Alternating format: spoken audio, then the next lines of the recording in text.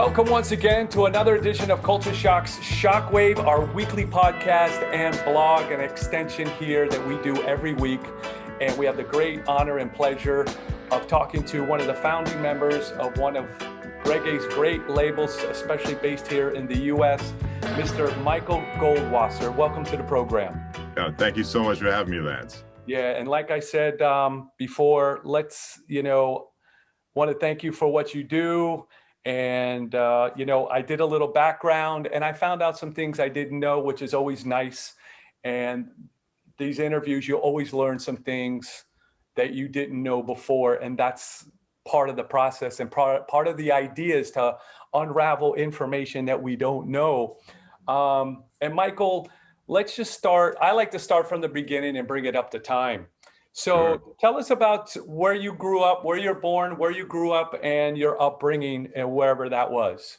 Yeah, sure. Well, I was actually born in the great state of West Virginia, which is kind of funny since I moved to New York when I was a kid, and I'm such a New Yorker, but I was actually born in West Virginia, which a lot of people find interesting.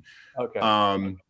My parents brought me up with a lot of music. All the time, like from the time I was a baby, I was listening to whatever they were listening to, jazz, classical, R&B, Latin music, all kinds of music. And that continued all through growing up. So I was always exposed to different kinds of music. But one of the great things about growing up in New York was my exposure to reggae and other Caribbean music. I remember hearing reggae for the first time on the radio. I was with my dad in the car. I don't know what station we're listening to, but there are a lot of stations in New York that at least used to play reggae. And I really distinctly remember, I don't remember the song. I remember it was a woman singing. It might've been, Marcia or Rita Marley or something. But I remember asking my dad, what is this music? And he said, yeah, it's reggae. And I think I was maybe 8 years old. And then growing up in New York City, I went to school with a very diverse population, culturally, ethnically, and I was exposed to more reggae. And I started playing music. I started playing guitar, and something about reggae just really made a lot of sense to me. Musically, it hit me right in my heart, and lyrically, I was a socially active kid because of my parents. And I was drawn to the themes of fighting against injustice, fighting for equal rights, decrying the problems in the world, making a focus on peoples whose voice needed to be heard. And that meant a lot to me.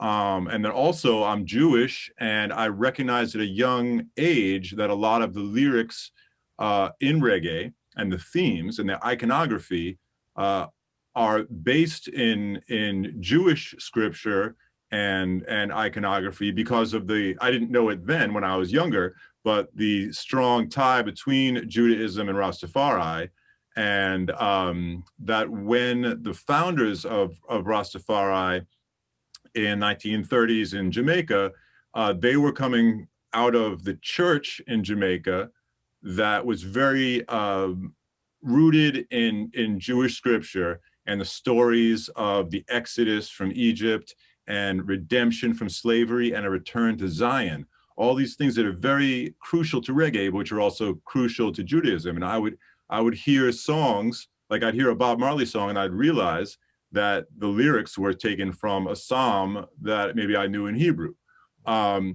So we're all connected as people. I mean, that's part of the great things about being a human, right? Is we all have these, people always looking for differences, but it's much more satisfying to look for connections, So anyway, I recognize these connections, and it just set me on the path towards embracing reggae. And maybe that's a more long-winded answer than you expected, but that's my early years with reggae. No, that's perfect. You actually answered several questions all in one, so it worked out well. And a lot of the same things that you experienced and went through, and the things that you saw and liked about reggae, and the icons and the scriptures and everything were very similar to me. Um, in my experience with reggae too, I first heard reggae when I was about 11. How old were you when you first heard it on the radio? I think I was 8 years old. That's my memory. Yeah. So, I mean, you know, and I had the same feeling. I was just taken back, like, what is this music? Oh my God, this is just, I was just so enthralled. So it's nice to hear a similar story. Um, but I come to understand. So, how did your involvement? How did you get involved in music Sure. from there? Once you got into, I mean, obviously, we had the same kind of upbringing. Lots of music being played, and I always had music I loved. So that's another similarity. But what was the transition from loving music to getting involved or playing music? Yeah, sure. Well, when I was, I don't know, maybe 13, I started learning guitar. I was always a musical kid, but I didn't really, play an instrument, but I started learning guitar. Just, with some friends, we would play Beatles songs. And then I got into, I had this cassette of Catch a Fire by the Wailers, and on both sides of the cassette, it was the entire album. So it's just, you could just like let it go over and over again and keep hearing it. So I like pick along to that. Um, and my band in high school, we started playing clubs and bars around New York City, even though we were legally like too young to legally be in these places.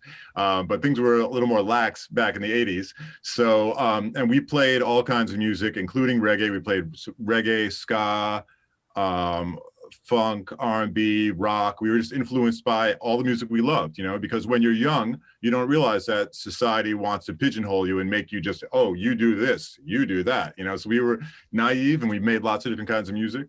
And it was great playing in all these places in New York. I played the famous club CBGB many, many times. And that was a thrill. And lots of different interesting places around New York. And then when I was in college, my high school band broke up because people went their separate ways. But in college, I had another band, and we kept playing all over New York, and even had some gigs opening for some pretty big bands. And we were playing reggae and R&B. Those were like our two loves. And at some point, so we had a manager, and he's like, look, you've got to choose, and maybe we didn't have to choose, but we thought we were young. We thought we had to choose. So we decided to put reggae to the side and just be an R&B band, which was still great. I love R&B music. And we had a lot of great opportunities, a lot of great things happened for us. But eventually but I still was always, loving reggae, playing reggae. I didn't just play guitar, I also played bass. Now I also play keys, but back then I was mostly playing guitar and bass. And as all you reggae fans know, bass is the most important instrument and a great instrument to play for reggae. So then my band broke up, and then that led to the creation of Easy Star Records. I don't know if you want to discuss anything else before I go into that, but. Yeah, no, that's exactly where I'm going. You're right on path with everything, but I do want to back up a little bit Sure. because the band you chose when you were in college, you chose to do R&B. Now, I still feel like R&B is still a significant part of your life, and Yeah. it is. Tell us a little bit more about that, and then we'll jump into Easy Star. And does Easy Star release any of that R&B stuff as well? Right. Well, so yeah, I love all music. I mean, I love good music, music that I hear that I love. I don't care what genre it is, Yeah. but I do tend to gravitate towards reggae, towards R&B, towards jazz, towards Afrobeat, and other West African music. These are just things that somehow reach me more. And especially, like I said before, growing up in New York, exposed to all this stuff, but also New York was a center of really great R&B music. Where I lived in Queens, had a lot of amazing R&B and jazz musicians living there. So yes, I've always, even though I've been very much concentrating on Easy Star and reggae for the last 25 years, I always kept up with my interest in R&B, both as a producer, a songwriter, a musician, and as a fan, So about 5 years ago, I decided to start my own R&B project. I called it Gold Swagger, which is a play on my last name, Goldwasser, because one time I was on the phone, I was on hold with like my bank or something, and the woman, when she came back, she said, "Thank you for waiting, Mr. Goldswagger," and by mistake. And I just thought, you know what, that's gonna be the name of my R&B project. Right. So it was great. I got together a bunch of great singers and musicians, and I wrote everything, produced everything, played all over it, and it was very gratifying to make. Even though I do love reggae, it was gratifying to make R&B music that people appreciated, and the album went to #1 on the UK soul charts. It also did pretty well in Japan. So, because it, as a music creator, sometimes you have a lot to say, and you need various ways to get it out there. So, Yeah. I just felt this need to do this stuff, and it's really, it's very gratifying also with any kind of music, to put out music and it gets on the radio somewhere, and people in this day and age, they can write to you and tell you how your song affected them. Whether it's made them feel good, or maybe it made them reflect on their life, things like that. So, ultimately, to me, music is about connecting with people and hopefully touching people in a positive way. So doing different styles of music allows me to reach more people and different people. So that's really what it's about to me. Do you still do any type of R&B or musical projects? Oh yeah. I mean, I'm writing and producing for myself R&B all the time, and I'm always, trying to find the right artists to work with for that. I actually just co-wrote a song that's going to be on. There's a group called Southern Avenue. They're from Memphis. They were nominated for a Grammy last year. They play like Memphis funk, soul, rock, and I just wrote a song for them with Jason Mraz, and it's going to be on the next album. So, Nice. yeah. So I'm still,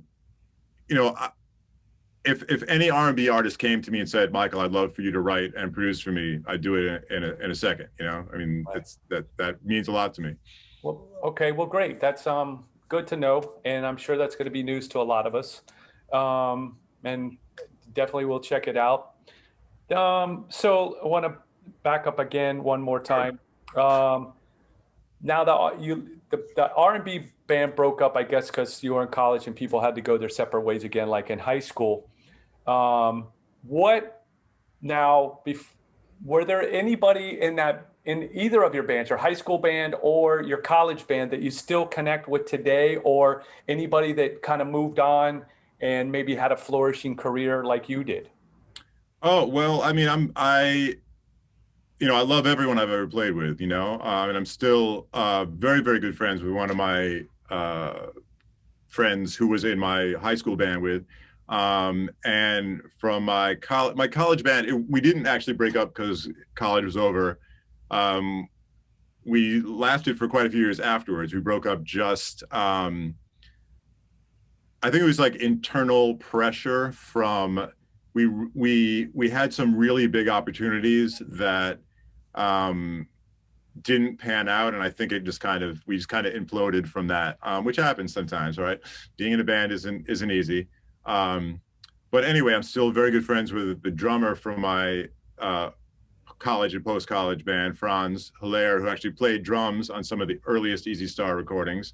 And then the keyboardist from that band was also a friend of mine from back in high school, Victor Axelrod, aka Tikla, who has a very flourishing reggae career. And he was an early member of the Easy Star All-Stars, and we co-produced Dub Side of the Moon together, and we're still great friends. I talked to him, a couple weeks ago. Yeah, so I'm still we're all brothers and sisters. Yeah, well, that's great. Yeah, well, that's big kind of was I was hoping for something like that. So then, what made you decide to go from playing in bands to start a reggae record label? Well, An Easy Star, to be exact. yeah. Well, okay. So Easy Star Records, I founded it with three friends of mine, Eric Smith, Lem Oppenheimer, and Ramy Gerstein, and we were friends since high school. They all went to the same high school. I went to a different high school, but through mutual friends, we just were friends. And often, you know, after college, we would get together and listen to reggae often, or go see reggae shows together. And I remember one particular show was, to me, very important in the formation of Easy Star, which was, I'm sure you remember Heartbeat Records from Massachusetts. You know, they were one of the biggest labels back in the 80s and 90s.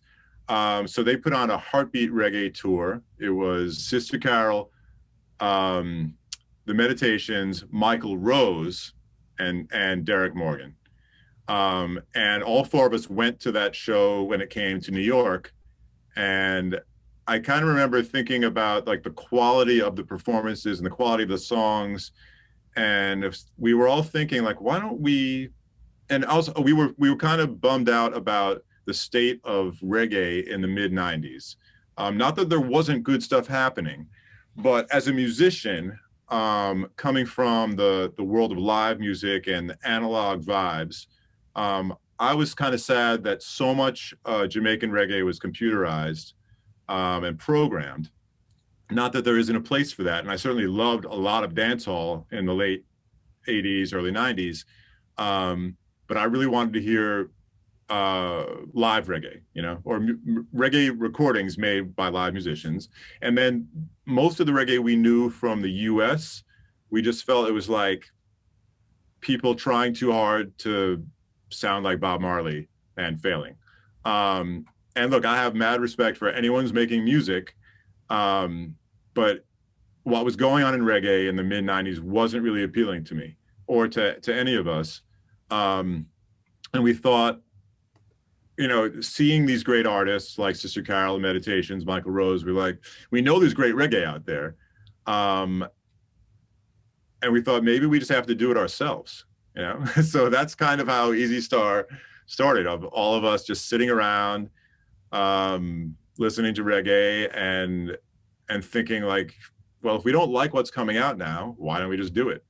And because I was the only one of the four of us who was a musician and who had some experience producing, I became the producer, you know, which was great. And that led to the founding of the Easy Star All-Stars. But I'll let you ask a question before I keep rambling on. Yeah, well, it's good to hear, and it sounds like everybody's pretty much still there, correct? Although the four other founding. Oh yeah, yep, yeah. Because I've talked to every one of them in recent times. So that's good to see and good to hear. And I'm just going to interject a little bit that Culture Shock and Easy Star now that I see it, it's even more similar than I thought it was. Mm-hmm. When I was actually looking for a name, I had three names. There was Tidal Wave, Culture Shock, and Easy Star, believe it or not. Easy Star was a contender. That's incredible. Yeah, and I was incorporated in 96, so the idea started in 95. Yeah. Okay. So I think I was like about a year after you guys, but I didn't know about you till 95. I was coming back from New York and I saw a sticker on a locker at the Miami International Airport, and I go, well, there goes one name. That's awesome. That is so funny. And then the next but you know what, like we didn't start Easy Star, we incorporated in September 96, and I don't think we made any stickers till like 97 maybe at best. So maybe it was 97 that you went well, you know, the thing is I incorporated, and I didn't make my decision until I incorporated in March of 96. So wow. I don't know, maybe that was just one that got leaked. I don't know. Anyway, it's pretty amazing that the story is so parallel. Very cool. And so what happened was I saw your guy's name, and I'm like, all right, I'm down to two choices. The next week, I saw a flyer of a sound system that was from South Miami and Kendall, called Tidal Wave. And they're actually still around. They're just a real small, localized Jamaican sound down in the Southwest. And then, so I was just like, all right, well, I'm left with Culture Shock. So I went to corporate, and there was a company called Culture Shock already. So what I did is that's why I spelled it the way I do, and I added music to it. Because I was more of a sound system and I was getting into producing too. And to hear your thoughts that you were disappointed in the music, that it wasn't live, was the same reason I did. because I Wow. wanted that, I was going to Jamaica and recording on 2-inch analog tapes down in Jamaica. Yeah. And, so it's just great to hear your guys' story. It's so similar in so many ways, even more than I thought. So Yeah. let's move into more of Easy Star and the Easy Star All Stars, the Easy All Stars. That was, I'm sure, your creation since you were the musician producer. Tell us how that came about. And I know it was kind of a revolving, ever changing lineup because people come and go, and New York has so many musicians, and you Yeah. probably liked some people or whatever. Just tell us the story about that. Well, the idea was, so we started the label. I started writing music, making demos of what I thought our first releases would be. And then we started meeting up with artists, even auditioning people sometimes. Um, and when it came time to record, I knew some musicians that I wanted to play on this stuff. And we thought, well, I guess the band should have a name. So we figured we were thinking about branding. It's important to think about branding. So we thought if we put the name of the label into the name of the band, that should be good branding for the label. So, and we thought, well, we're going to have lots of different great musicians from the New York reggae scene involved. It's like an all-star cast of musicians. So we came up with Easy Star All Stars, which was kind of a blessing and a curse because so many people screw up that name. They're like, oh, the Easy Dub All Stars, Easy Stars, and so, but anyway, that's the name, Easy Star All Stars. It stuck. And I knew from the beginning, so I wanted to have Victor Axelrod to play a lot of the keys just because we were friends and musically very simpatico. And I wanted my friend Franz from my R&B band to play drums because I also knew he was a great drummer. And our earliest release was just the three of us. I played bass and guitar. That was Anything for Ja by Rob Simeon, who's still making great music. And yeah, and so like each recording session, our first album, Easy Star Volume 1, which came out in 1998, it was just a collection of, we just kept recording songs until we felt like we had enough songs for an album. So each session I would do, I might put together different musicians for that session, just based on, sometimes the artist would be like, yeah, I really want to use this drummer. Sometimes I would call someone and they wouldn't be available, so I'd get someone else, so I was kind of like the only constant in the band, which is kind of the way it's been. I've done many things over the years branded as Easy Star All Stars, where it's just me and lots of different musicians. So we started as just a house band, a studio band. We, at that point, we didn't realize we were going to start doing shows, but that did come relatively soon in the history. Nice. Yeah. So, so there was how many volumes of the Easy Star All Stars?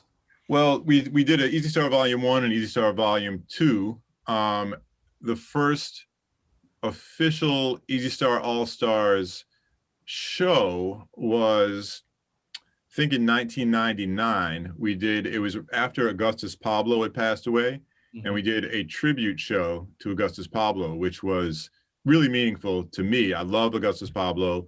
I love instrumental music and dub, although, a lot of people can't get music unless there's singing, but maybe it's from a jazz background or whatever. I think there's so much to get from instrumental music, and he was perhaps a little unsung, no pun intended, because instrumental music gets short shrift. So we did a show of all Augustus Pablo tunes, put together a nice big band with 2 keyboardists, horn section, 2 guitars, drums, bass, and percussion. And we even got Delroy Williams, who used to sing, who Augustus Pablo produced a couple of songs. He unfortunately passed away last year. We got him to come and sing a few songs with us too. And I guess maybe that made me realize that the live thing could be a thing. Oh, you know what? I just messed up the history. We did a show in 1998 when we put out Easy Star Volume 1. We did a great show in New York, backing up Sister Carol, the Meditations, Sugar Minot, Rankin Joe, and then a bunch of the lesser known artists that were on East Star Volume 1, like Rob Simeon, Ruff Scott, Patrick Jr. It was just a big New York, Jamaican reggae crew. So that was our first show. And then we started playing more regularly after we did the Augustus Pablo thing. And we saw the reaction. We did another Augustus Pablo tribute. Then we did a Dennis Brown tribute and a Jackie Mittoo tribute. Then we did a show backing up Sugar. It was all, well, I mean, the crux of the show was his Studio One stuff. Okay. So his albums for Studio One.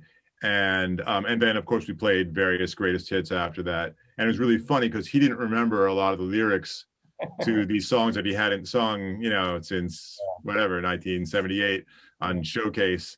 So I had to like mouth lyrics to him on stage. It was hysterical. We backed up Johnny Osborne. You know, so we became more than just a studio band. It became a live thing. Well, great. Yeah, because I think that's where most musicians want to go anyway. Yeah, man. I mean, look, I just want to make music, whether it's live or in the studio, you know, but it's just expression, you know. For sure. Well, then, you know, did the tributes you did with all, you know, starting with Augustus Pablo and Dennis Brown and all those, did that help lead into kind of what you did with Pink Floyd and Radiohead and Michael Jackson? Did that stuff kind of lead to that? Is that where that stuff stems from? Or if it didn't, then where did that come from? Yeah, there isn't really a connection, although that's, you know, very, it makes sense that you would think that, but it really isn't. What happened was, so we were cruising along, doing Easy Star. You know, we put out a record by the Meditations, a new album by the Meditations, which I loved working on. We got some stuff from the vaults from Sugar Minot and put out a couple albums, Hidden Treasures Volume 2. We were cruising along, making music that we loved. Couldn't sell so many copies of it, you know, because that was just the state of the reggae industry. And then my partner Lem, he was a big Pink Floyd fan. He one day had the idea, I think he was listening to Dark Side of the Moon, and he's like, hey, could we do a reggae version of this, you know? So we brought the idea to the rest of us, and I was skeptical at first because I didn't know the Pink Floyd album really well. I mean, I knew the big songs from it, but I don't know if I'd ever just sat down and really listened to it. But I listened, and I still remember in my bedroom studio, I made an arrangement to the first song, Breathe, and just real simple. I just programmed some drums and played bass and some piano and maybe some organ. I don't even think I put guitar in it, but I was like, wow, I guess this kind of works. And I realized the album had a lot of like, you know, 2-chord songs like reggae. The tempos were good for reggae for the most part. Thematically, like lyrically, there were a lot of universal messages in Pink Floyd's lyrics that, because they were coming from a British band and because Jamaica was a British colony, you know, there was like this big influence of England in Jamaica. So it kind of made sense in that way, lyrically. So we just started, you know, writing arrangements, and then I brought in Victor Axelrod, aka Tickler, to co-produce with me because he had his own studio in his house. You know, much better than my bedroom, where we could really record, you know. And so we actually, we recorded the basic tracks to tape at another studio, and then we did most of the overdubs and mixing at Victor's studio. But yeah, we had no idea what we were getting into, you know. We just thought, let's make an album that hopefully can break down some barriers and bring more people into the reggae world, but in an authentic way, without watering down the reggae, you know, but to get the attention of people who wouldn't typically listen to reggae. Well, it obviously did that, and it did a lot more. Still one of the more successful, especially of the modern times, for a reggae album. Why don't you tell us a little bit about that success? Wow. Well, it was pretty amazing. I mean, you know, we finished the album. We spent 3 years recording and mixing that album because we didn't first of all, we didn't know it was going to become a thing. We just thought, yeah, it's a cool project, you know. And then, you know, I was, you know, working part-time or something during the day. You know, we do a session and then we wouldn't do another session for weeks or sometimes even a few months, you know, so it just took a long time to finish. And because of that, because of the lack of pressure, and also because I wasn't a big Pink Floyd fan, I didn't maybe realize it was this sacred cow that people would care about so much. So because of that, I think we were able to make it right, you know, even though it was on a very low budget. And so when it was done, I remember actually Eric Smith, one of my other partners, and we listened to the whole thing together with the intent of trying to get it to sync up to the Wizard of Oz in some kind of way that made sense, because people always talked about listening to Dark Side of the Moon and watching Wizard of Oz together, and that somehow like it syncs up in a way where like something happens musically and then something happens in the film, right? And I'd never experienced that before, but then we're like, well, let's try to create that with Dub Side of the Moon. So, and I realized like just by like editing something by a couple seconds, I can make something line up, you know? So I remember listening to it with Eric while watching Wizard of Oz. And I remember kind of thinking like, wow, maybe we have something here. Not because of the Wizard of Oz thing, but just, I guess I felt like it was something greater than just, oh yeah, we made an album. But then, you know, so we took the step of hiring a PR company to push the album, which we had never done before, or maybe we had, I honestly don't even remember. And the day that I realized, I think people really are getting this, well, two things. One, it was featured on NPR on this program called All Songs Considered. They played Breathe and talked about it. And when that happened, that very day, iTunes didn't even exist yet. I was watching the Amazon music charts, you know, like the rankings, what's selling the most on Amazon. I remember I was at a temp job, you know, furtively using the computer for checking Amazon when I was supposed to be working. And I kept seeing as the day went by that Dub Simon was climbing up the charts, and not the reggae charts, like the overall charts. And by the end of that afternoon, it was #3 on Amazon after, I think it was like Celine Dion and the Dixie Chicks, and then Dub Side of the Moon, Easy Star All Stars, you know? So I was like, wow, I guess people are really feeling this, you know? And then we did our first mini US tour. We just did a few shows. I know we did New York, we did Charlottesville, Virginia, and I feel like there must have been another couple shows, and the crowds were going wild.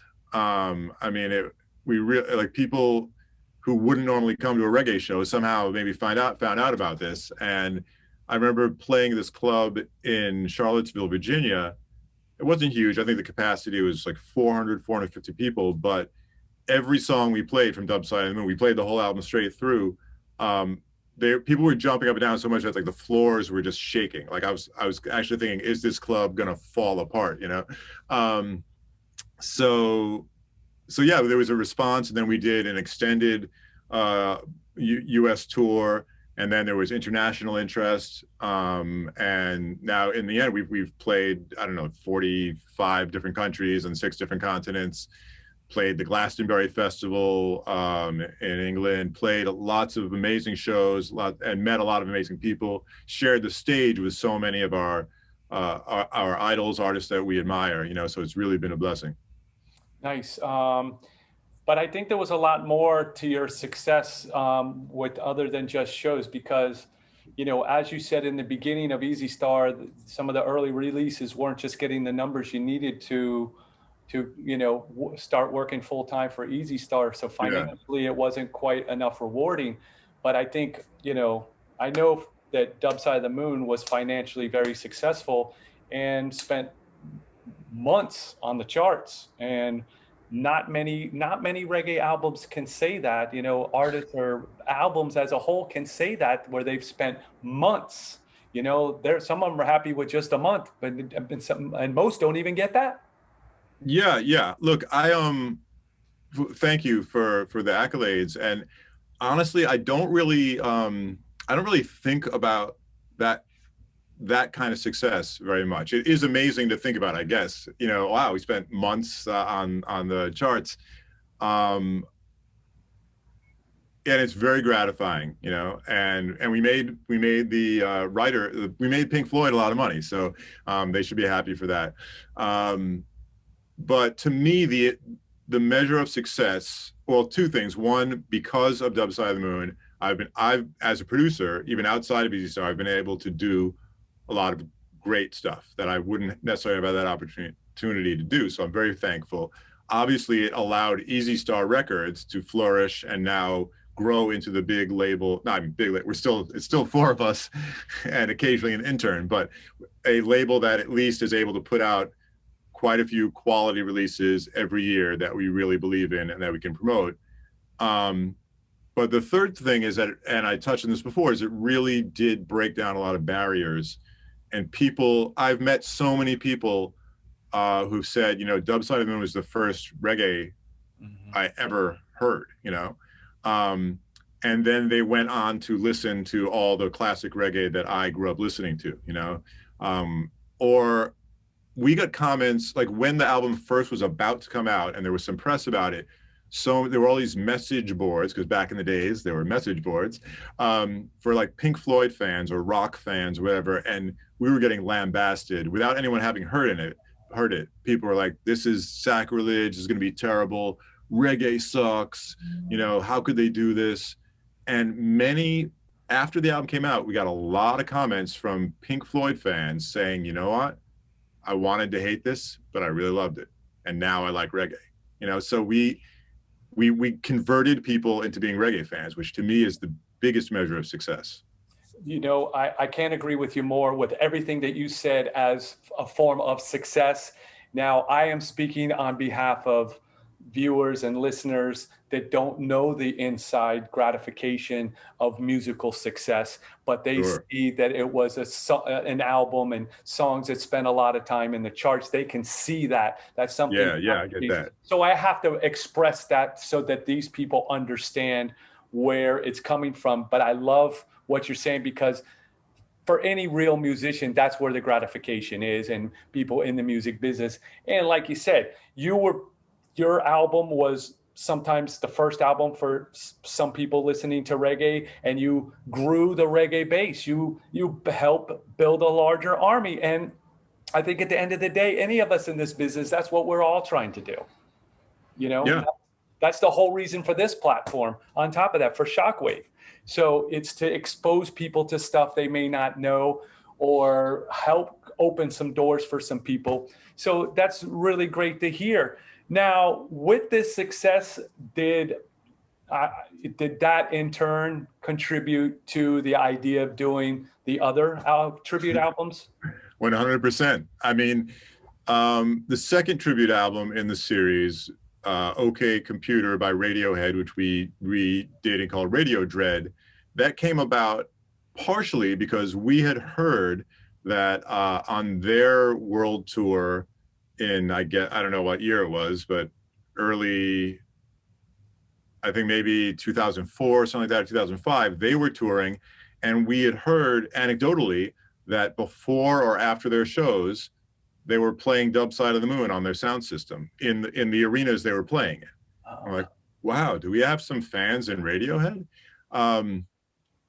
And then we found out that it was because like one of the guys in their crew was a big fan, like maybe their front of house guy or something, you know. So we knew that Radiohead knew of us, which was cool. And then again, I wasn't a big Radiohead fan. I probably only knew Creep at that point. I love all music, but I wasn't listening to a lot of rock music, you know, in the 90s especially, so, or the early 2000s.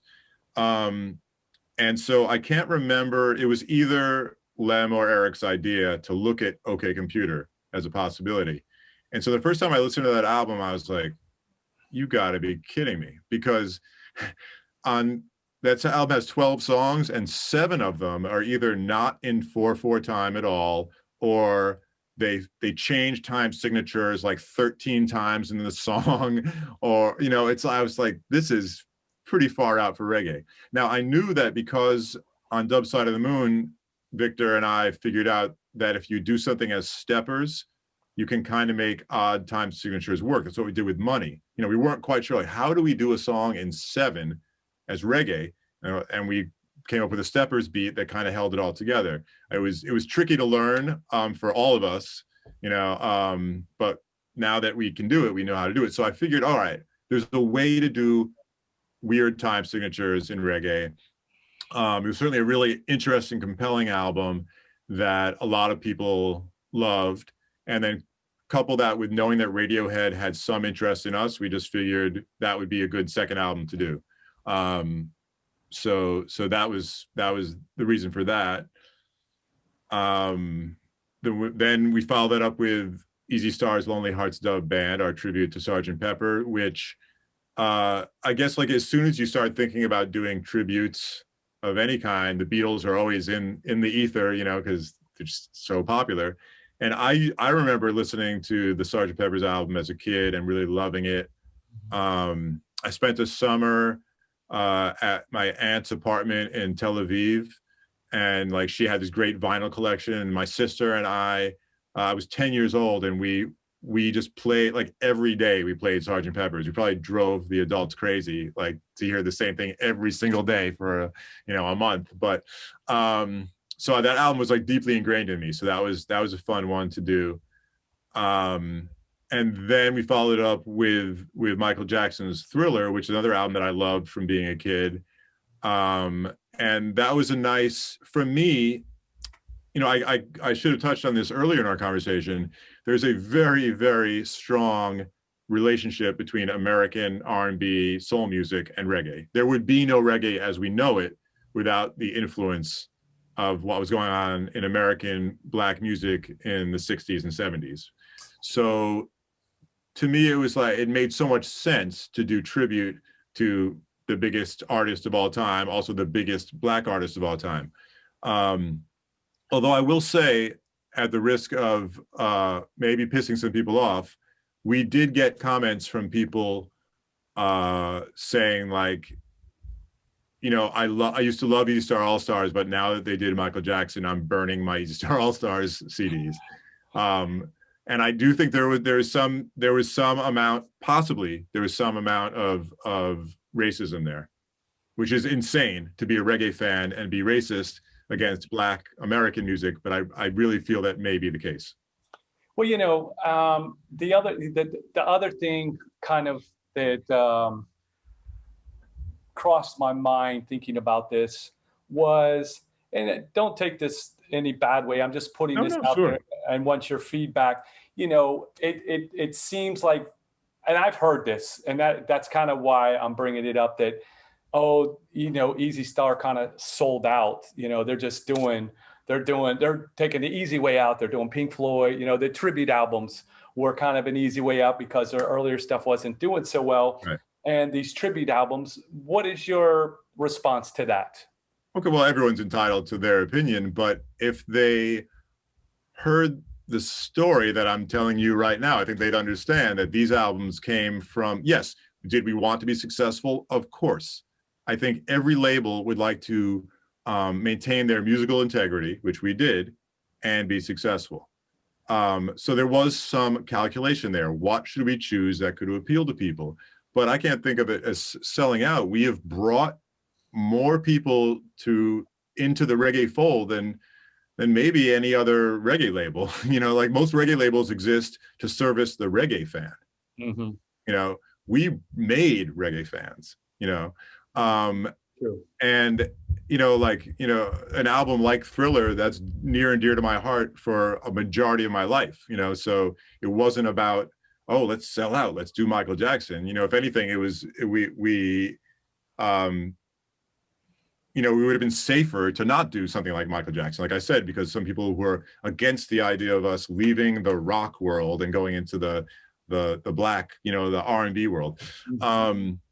So I don't take offense at any of that stuff. Everyone's entitled to their opinion, but to me, it's about the music. Like, if we made music that people were like, wow, that's cheesy, you know, then that's one thing. But I stand by all the music we've made in terms of being quality reggae. And the fact that all these Jamaican artists want to work with us and do this stuff, I think speaks to that as well. Yeah, Um, and speaking of Jamaicans, they have a saying, imitation is the greatest form of flattery. So it's you're paying tribute to these people that you grew up and learned to love, and with your partners, the Radiohead and the Pink Floyd stuff. So yeah. I just wanted to kind of put that out there because I No, was, that's great. I love talking about this stuff. And one other point though, too, is that, if we wanted to make the so-called quick buck, we'd be doing like the greatest hits of so and so, like the Eagles' greatest hits. The Eagles' greatest hits, the album is like the biggest selling album of all time besides Thriller. We would have done that. But right. we do have this sense of integrity that we want to do albums. We want to do albums that make sense together, that whether they're considered a concept album or not, it's an album. It's something that you're going to want to listen to straight through. And the album itself is a journey that it tells a story. It's not a collection of random songs, so that's very important to me as a music fan who still enjoys albums, and as the producer and the musical person behind Easy Star All Stars. Well, you said that these albums kind of created some opportunities for yourself outside of the label as far as doing production and stuff. What were some of those opportunities? Were any of them in reggae, and what were some of your favorites? Oh boy, yeah. I mean, I've worked with a lot of great artists, and a lot of it in reggae because, for better or for worse, people look at me as a reggae producer because of the success of all these Easy Star albums, which is great. It's hard for me to. I mean, every album I've done is special to me, in different ways. All right, well, And so pick two projects that really stand out. okay, well, I did an album I actually produced quite a bit of music in Israel over the last 10 years. I go back and forth a lot, not since the pandemic, unfortunately. And I produced an album there for a group called Ground Heights. That was 2018, maybe 2017. I can't remember now. And it's a really special album to me because musically, there's reggae, but there's also R&B, and then there's also Ethiopian music, which I love. The lead singer is Ethiopian Israeli, and then there was the more typical Middle Eastern sounding stuff. There was an influence of funk, there was an influence of rock. It was just all these kinds of music that came together. And to me, that's really appealing because I love all different kinds of music, so I had a great time. And I mean, they were great people too. I'm still, friends with them. And it was really fun to produce it and mix it. And, regardless, it doesn't have any, commercial success, but it was very meaningful to me and musically really, really, really fun. So let's see, I did an album with an artist named Corey Harris, who's mainly known as a blues artist. I mean, he's very highly acclaimed. He was in when Martin Scorsese did a documentary on the blues. He was featured in it. Really deep guy. And I produced a reggae album for him called Zion Crossroads. That was, I think, 2006 or 2007. Really great stuff because one of the reasons I got into reggae, as I mentioned before, was the lyrics. And, a lot of Corey's songs were about things that are important to me. He had a song about Walter Rodney, who was a very important figure in world history, but who, and maybe I heard him mentioned maybe in, say, like a Steel Pulse song, but Corey did a whole song about Walter Rodney, really educating people about him. So I thought that was great. Yeah, I mean, I'm thankful for every artist I work with, but those are just two of the many that I've enjoyed working with. Yeah, and that's going to lead me to the one that initially sparked this whole interest, or kind of like created the opportunity to speak with you, because it's something that's new and something that's definitely was very excited when I heard this, that you worked with and produced Jason Mraz's latest album, Looking for the Good. How did that come about? Yeah, well, so the album is called Look for the Good, although we should be looking for the good actively as well. The album's called Look for the Good. So in 2018, I got contacted by someone from Atlantic Records, which was Jason's label at the time, and they wanted a remix, a reggae remix, you know, the stuff that I do. They wanted me to do it for Jason's single at the time. It was called Have It All. Yeah. So I quickly, I think it came to me pretty quickly. I came up with the rhythm. I recorded the track in my home studio. I overdubbed some horns at another studio. And Jason loved the remix. So I asked my contact at Atlantic to put me in touch with Jason. And I know a lot of big pop artists. I mean, for those of you who don't know, Jason Mraz, his song "I'm Yours" is one of the most popular songs of the last few decades, probably. Yeah. He just recently passed 1 billion streams on Spotify for that song, and that's only Spotify, So it's kind of crazy to think about how big he is as an artist. But I could tell from his emails he's just a regular, humble, musical guy. So, I said, "Hey, man," and he really loved the remix I did, which was very, very humbling. And I said, "Next time you're in New York," he lives in California. I said, "Next time you're in New York, let's hang out." So a few months later, he emailed me saying, "Hey, I'm going to be in New York next week for some meetings. Let's meet up." So I took him to my favorite restaurant in New York, which is an Ethiopian Israeli restaurant in Harlem called Sion Cafe. Me and they've been open. I don't know how many years they've been open, but my family, we go there whenever we can.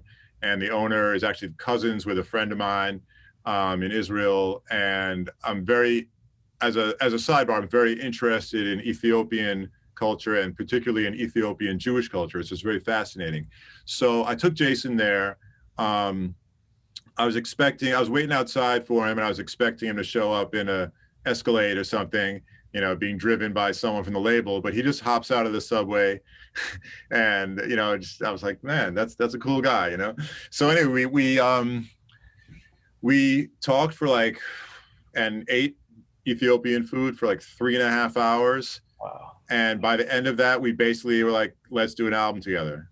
Because the lesson for everyone is you have to make your own opportunities, who am I?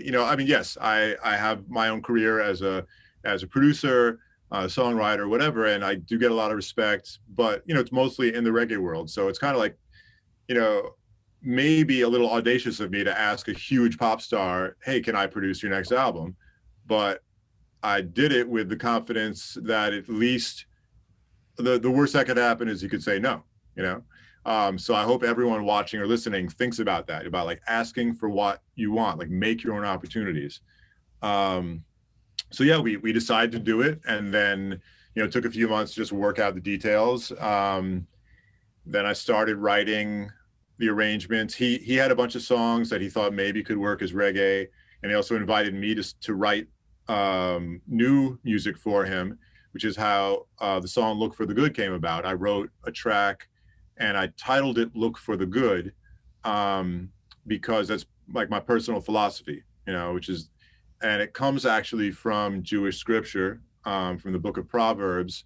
There's a proverb that says, look for the good and you will find the good. But the corollary to that is if you look for the bad, you're going to find the bad. So the idea is to look for the good. And I actually learned about this. I was at a synagogue and a rabbi was sermonizing about this. And I remember him, saying, look for the good. That's your choice. Look for the good and you're going to find it. And I thought, that's amazing. And I really kind of took that to be my personal philosophy. So I shared that with Jason, excuse me. And he loved the idea. And then we got a song and an album out of it. So it was great. We recorded the whole album at Jason's home studio on his farm in Southern California. I put together a lot of great reggae players that I knew from over the years from Easy Star, but that were based in the LA area. And Jason brought in some of his own players who also were steeped in reggae. and we recorded. The basic tracks were 6 musicians playing live in the studio. You know, so pretty old school. And then, you know, we did some overdubs and we overdubbed the horns, but even Jason did scratch vocals live. We even had scratch backing vocals live. Like, it had a really full sound. And it was a great experience to make music that way. And also to be on his beautiful farm, you know, be able to step outside the studio and just see nature, you know. Mm-hmm. So yeah, it was great. And then, you know, I mixed it back in New York with my friend Scott Jacoby, who's a Grammy-winning mix engineer. And Jason left Atlantic Records and signed a deal with BMG Records, and they're a big independent company, but they're really cool because they actually care about the world and about people and about musicians, and they've done a lot of kind of revolutionary stuff in terms of deciding to go back and look at past contracts with musicians, especially African American musicians who maybe were taken advantage of when that was very common in the 50s and 60s and such. And they're trying to make these contracts better, and basically like to take care of artists better than they were taken care of, you know. And Right. to me, that means a lot. They're really, you know, and I've met with a lot of the top people at the label, and they're really just good people, you know. So it's nice to see that. And so the album came out, unfortunately, during the pandemic, and we couldn't tour behind it. Jason couldn't really do we were going to do the, you know, hey, the whole band is going to play on, you know, the Yeah. Today Show or whatever, and we couldn't do it, you know. So hopefully we're going to start touring, you know, this summer. It's possible. If not, you know, in the near future. Well, great. We'll look forward to that for sure. And, like I was telling you, Shockwave is the podcast, which is an extension of my blog. That's how it started. And, the podcast was created because of the time I had during the pandemic. And I was very impressed with this, not only the arrangements and how well it was played to his melodies and the arrangements, but how harmonious it was, how well it fit and sounded very natural. And I gave Look for the Good. I always do a best of for each year. And, I don't have consistent categories. I don't have a category every year that's going to have the album of the year, unless there are a couple of good albums in the running. And your album with Jason, I gave the best pop reggae album of the year because I thought the whole album was great. A lot of times people will pick an album they love because there's 2 really big popular songs on it, and that's what they like. But the rest of the album is mediocre at best. And you talked about it earlier. Albums are concepts. They're a collection put together for a reason. And it can't be for just 1 or 2 songs. It has to be the whole collection. And that, for me, is what makes an album great, when the quality stands out in every track. Right? So this album, I had high hopes of it because of the artist that Jason is, that reggae might go pop. Did that happen in any kind of way? Was he getting on those pop stations, CHR, Top 40, those big commercial stations with these reggae songs? And if he did, what songs were they? Or was there songs, or was it one song? And, did they have some good success? Because I wasn't finding a whole lot, but maybe you have the insight to know, but, maybe that happened in Australia or in Canada or some far off place. Well, first of all, give thanks for giving us best pop reggae album. That's a huge accolade. Thank you very much. For sure. Well deserved. Well, thank you again. But in terms of the commercial success of the project, we have yet to see that on a large scale. And part of it is I don't think it's a mystery. Or no, maybe this will come as news to your viewers and listeners. But if you want to be on pop radio or most formats of radio, you have to pay a lot of money. You know, you have to, it's called radio promotion, you know, and some people are aghast, like, oh my God, you have to pay to get your stuff on the radio. Yeah. I mean, that's just the way it is. And, you know, whatever you want to call it, that's the system. So the decision was made, and I wasn't involved in this decision, between the label, BMG, and Jason to not spend hundreds of thousands of dollars on radio promotion right now. So while, but that said, look for the single "Look for the Good," which I co-wrote, which I feel very strongly about because of the message. It did get a lot of play on satellite radio, on Sirius XM, on a few of their different stations. And there are some pop stations that picked up the song and put it in rotation for a while without us paying them. But no, it didn't have massive success. But I don't fret about that, because I really do believe once we start touring and once we can start to appear on TV with the reggae band, I think people are going to get it. You know, they're going to be like, wow, okay, this is what's going on. And I think it is going to start something. The messages on the album are all of positivity and love, and that, you know, we need that now. And musically, I just think people are gonna love it. Now, and look, there are gonna be some Jason Mraz fans who don't like it because they only want to hear "I'm Yours" and softer acoustic stuff, and that's, you know, to each her own. And there are gonna be some reggae fans who it's too Jason Mraz, it's not reggae for them. But I think, like, if you listen to the tracks, the reggae fans should appreciate it. And one thing I loved about the album was, on one of the songs, I got my sister and Sister Carol to do guest vocals on the song "Time Out." Yeah. And she was on, she's one of the first artists, Jamaican artists, to really big me up. And she introduced me to many other Jamaican reggae icons that were in New York. So I wanted to somehow return the favor and put her in a situation where she could gain many more fans, you know. And that worked out great. So I'm really, really happy for that. Well, Michael, I think when you do get out on the road, and I think it's probably happened already a little bit, but it'll happen a lot more when you get on the road.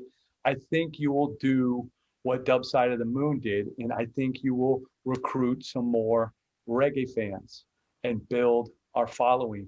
And Yeah, definitely. yeah, you know, I think that it really has that potential, and that's what I was looking for, and hoping for, that, you know, maybe Jason Mraz's "Look for the Good" was going to do the next billion streams on Spotify alone. You know what I mean? I was hoping for that, because all of us, when reggae does well, we all do well. We all do better. Definitely. You Oh know? yeah. So it's like, you know, and that's, to do that again, if you do it again, which I feel like you will, you know, that's to be very commended, because it's hard to supersede yourself in something so successful that, like what you did with Dub Side of the Moon. But I think it's a very good possibility with Jason's album. So once again, Thanks. much respect, and you know, thank you for that you're doing. So hopefully, you know, I guess maybe next year, or maybe the end of this year, we could maybe see some touring on that, hopefully. I know things have been scarce for all of us, and some don't even want to tour, because I've had requests for people to do shows down here. And, you know, Florida, we've been a little bit more open with that type of stuff. But, you know, I'm sure you've been spending more time in the studio, writing more. You've had a lot more time on your hands to do stuff. I know there's a lot more to Easy Star as well. You know, you guys have a lot of artists that you worked with. You know, one of my favorite bands in the world, and their album "Learn to Swim" is still one of my favorite. Was the album of the year for me last year, and they had the song of the year for me. You know, I mean, that band is amazing in my opinion. And, you know, a lot of times I'll go to festivals and I work and I MC, and like I do Cali Roots, and that's where I saw Eric and some of the guys, and they're like, "What band do you want to introduce?" Yeah, I mean, there's Steel Pulse, there's everybody's on there. There's Chronics, there's Protege, and I just said, as long as you give me the Skints, I'm happy. That's all. You can put me on with anybody else, you know. Yeah, the Skinks are great, because Uh, they're original. No one sounds like them, no, they don't. They don't. They have like they kind of have like at times they have that two-tone sound, then Of they have course. that real rock steady sound, and then their harmonies are just amazing, and and their melodies are exceptional. They've come a long way. I can remember them from back in the days with Bright Girl, and that was like the first thing that kind of opened my ears, but I wasn't overwhelmed by them. It wasn't till really the last album that happened. And my point for bringing them up is, is there more stuff you guys are going to be doing with them? And who else you got coming down the pipes? Anybody new? I mean, you've got a roster that you've worked with that is pretty extensive. So speak about what's coming, Yeah. or what you can talk about. Sure. Yeah, we've got a lot of great stuff. And look, we're an international label. We work with artists from Jamaica, from England or the UK, from the US, even New Zealand, hopefully from other places. So we have a group called Gentlemen's Dub Club that they have a new record out now. And I think they're doing some really great stuff. The single is with Holly Cook. I think, I'm sure a lot of your listeners know Holly Cook stuff. The single called Honey. We are currently working on a few projects that are pretty exciting to me. We have Jesse Royal's next album, which will be coming out soon. And I've been hearing this stuff for a long time now. I know it's a really special and amazing album, so I can't wait for people to hear it. We're working with a group called The Late Ones. They're originally from Hawaii. Now they're based in Southern California. It's more, it's like reggae meets hip hop, and I really love these guys. And again, their lyrics are for the most part about society, how what's going on, the Babylonian system that we live under and how we can change it, so that really appeals to me. And they're young guys, so I'm really feeling that. We recently put out Double Tiger, who his name is Jay Spaker, but his artist name is Double Tiger. He used to be the guitarist in John Brown's Body, another group we worked with extensively. And he has a lot of great guest artists on there, such as Ranking Joe. And yeah, I mean, we're always rocking new music. There's some stuff that I know is coming out, but I can't speak on it yet because of whatever, contracts and stuff like that. The project I'm most excited about, but I can't speak about too much, is that I'm currently working on the next Easy Star All Stars album in the tribute series. So I'm feeling good about it. We're actually hitting the studio with COVID protocols in just a few weeks to start recording the basic tracks here in New York. So I'm very excited about that. Well, great. Yeah, I mean, I'm a big fan of Jesse Royal and have been for a very long time. And I'm glad to see after 10, 15 years that Jesse's actually getting a break into the business on the level he needs to be. And I love the Late Ones. I love how they kind of combine. I would almost call it even more rap and reggae than I would hip hop. Okay. That they combine, and those guys got good hearts. I've worked with them many times. And if you're really into that, I could give you a lead. There's these guys up there, right up where you guys are out there on the island, called Oogie Wawa, and they're another great band that do I'm that. friends with those guys. Yeah, I know Jesse. Yeah, Jesse and those guys. They do for me, they're the two best bands that I know of that really incorporate the rap and reggae and make it still sound authentic, sound good, and it's not too much of one or the other. It's very well balanced. So I mean, I'm always excited to hear new stuff. I mean, I've known Gentleman's Dub Club for many years, and Holly Cook is amazing, and I think that's going to work out quite well. They do a tour together, and her stuff with Horseman was out of this world, and Oh yeah. we really look forward to all of those great releases, Michael. And if you've got any other last words, I would love for you to say what's on your mind. Oh wow. Well, just obviously this time has been trying for a lot of people. The pandemic. But I still think we just have to fill our lives with gratitude. Because for those of us living in the Western world, no matter how difficult it may be, and obviously the pandemic is a serious thing, and many people have died who maybe didn't need to, but we still have very fortunate lives compared to the people in the world who live in poverty every day, So we need to have gratitude, and we also can't stop fighting against injustice, against inequality, against poverty, things like that, So I'm sorry, I don't mean to sound preachy, I'm just saying, like, I think Not at all. I think if you're a reggae fan, it behooves you to think of the message behind the music and try to work that into your life in some way, whether it's just educating yourself more or being active in fighting for justice and social justice. Again, like fighting against poverty, helping people, like use reggae not as just a form of entertainment, but as a way to improve the world. All right, for sure. And I'm gonna take the title track, a song that you co-wrote for Jason, "Look for the Good." For the good. There was so much good in so many ways in the pandemic, but everybody seems to look at the bad because a lot of the bad is focused on financial, which your well-being is worth more than any kind of money.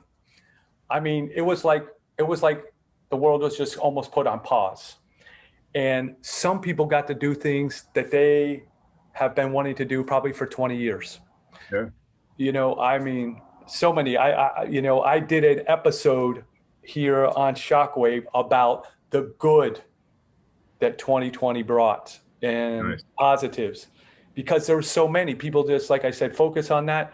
And, and then just, we appreciate your kind words and your thoughts on all of that as well. And I think it's a good way to wrap it up. And like I said, thank you again. Hail up the rest of the guys at the label for me. Eric and I have become a little closer over the years. And I know Lem, and those are the other two that I'm kind of closer to, just because I deal with them more on the label side. So, keep doing what you guys are doing. Anything I can do, you let me know. And, we'll just keep pushing forward as we do in this business. Yeah. And hopefully I'll see you at the next Jason Mraz show in South Florida. Yeah. All right. Well, I'll hit you up. All right. Give thanks for that. All right. Blessed. Thanks. Look for the good in everything. Look for the good. Look for the people who will set your soul free. It always seems impossible until it's done. Look for the good. Look for the good. Look for the good in everyone.